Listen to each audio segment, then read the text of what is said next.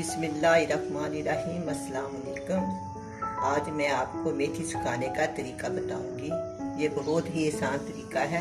मैंने 1 किलो मेथी ली है, उसके मैंने सारे पत्ते तोड़ लिए हैं। इसके अंदर मैंने बिल्कुल कोई डंडी वगैरह नहीं जाने दी। घर में बनाई है। मैंने इसको धोया, धो के साफ़ किया। साफ़ करने के बाद मैं इसको खुशक करने के लिए छत के ऊपर या किसी भी जगह पे धूप आए तो उसके ऊपर हम इसको उसके अंदर हम इसको सुखा देंगे। सुखाने के बाद मैं आपको बताऊंगी कि ये कितनी खुशबूदार और कितनी अच्छी ये बन जाती है।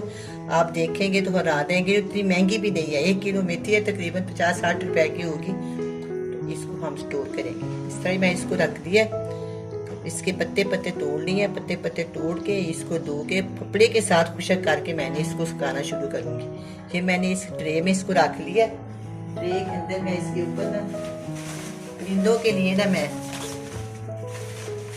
ये वाला कपड़ा इस तरह इसके ऊपर बिछा के धूप में रख दूंगी। इंशाल्लाह 2 या 3 दिन के बाद बिल्कुल ये खुश होकर सूख जाएंगे बिल्कुल।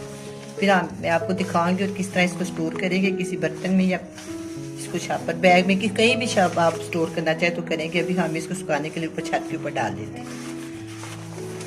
ये मैंने कपड़ा इसलिए डाला है वो परिंदे वगैरह ना वो खराब ना करें।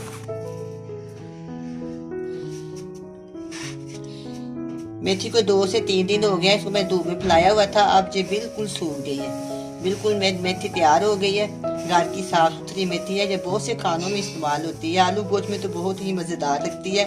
समोसों में, पकौड़ों में, बहुत सी चीज़ों में ये इस्तेमाल होती है। जब घर में हो तो चुटकी ली और इसको खाने में डाला और खूबसूरत सी प्यारी सी मेथी से खाना बनाया। अब मैं इसको पैक कर देती हूँ।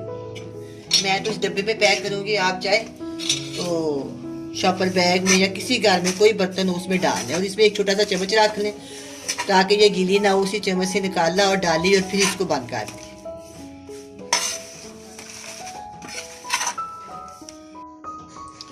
अब ये मेथी सूख गई है। इसको अपनी मर्जी के मुताबिक इस्तेमाल करें। अल्लाह हाफिज।